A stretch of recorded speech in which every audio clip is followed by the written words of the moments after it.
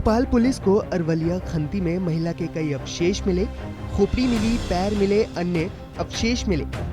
ये सभी जले हुए थे, जिन्हें देखकर पुलिस भी सन्न रह गई। पुलिस ने इन अवशेषों को पोस्टमार्टम के लिए भेजा तो पता चला कि ये सभी अवशेष एक महिला के थे।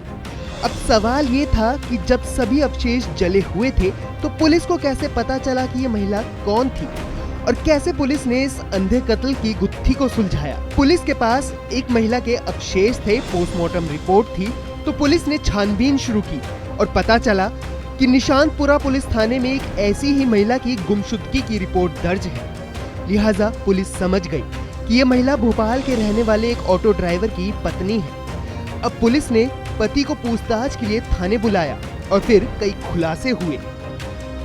पूछताछ के दौरान आरोपी पति ने बताया कि उसने अपनी पत्नी सानिया खान के चरित्र पर शक था। दोनों के बीच कई बार झगड़े भी होते थे। फिर 21 मई की वो रात जब झगड़ा ज्यादा ही बढ़ गया तो आरोपी पति ने अपनी पत्नी की हत्या कर दी और उसके शव को जलाकर कई हिस्सों में काट दिया और शव के अवशेषों को अलग अलग जगह पर फेंक दिया। अब वहीं अगर हम मृतका सानिया खान के परिवार की माने तो इन दोनों का निकाह 2020 में हुआ था। शादी के बाद से ही नदीम सानिया के घर वालों से दहेज में गाड़ी की मांग कर रहा था, जिसके चलते उसे प्रताड़ित भी करता था। और इतना ही नहीं, नदीम सानिया के चरित्र पर शक कर उसे मारपीट भी करता था। लड़की गुम हुई थी यहाँ पे अपना आसिम रोड के अंदर, उसकी शादी करी थी अपना हमने परवा खेड़े के अंदर। मतलब 21 तारीख को लड़की लापता हुई थी। लड़के का फोन आया, लड़के ने भेजला फुसला के उसको बुलाया।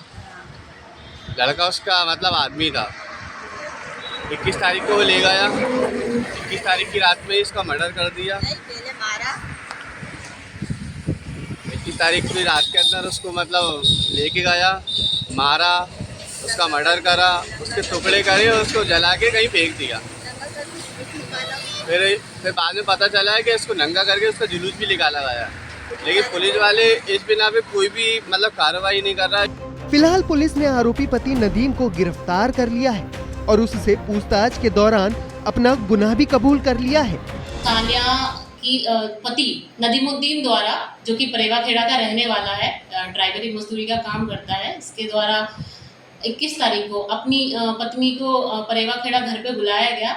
इसी दौरान इनके बीच में वाद विवाद हुआ और अपनी पत्नी के चरित्र को लेके शंका जाहिर की गई और लड़ाई झगड़ा हुआ, जिस दौरान नदीमुद्दीन द्वारा सानिया का गला घोटकर हत्या कर दी गई। उसके बाद उसे एक ऑटो में बोरी में भरकर ऑटो में ले जाकर अरवलिया जोड़ के पास कचरा खंती में जलाया और अधजली लाश को गड्ढा खोदकर दफनाने की कोशिश की। पुलिस द्वारा इसमें तुरंत ही 0 पे मर्ग कायमी और धारा 302, 201 के तहत अपराध कायमी कर थाना ईटखेड़ी भेजा गया है।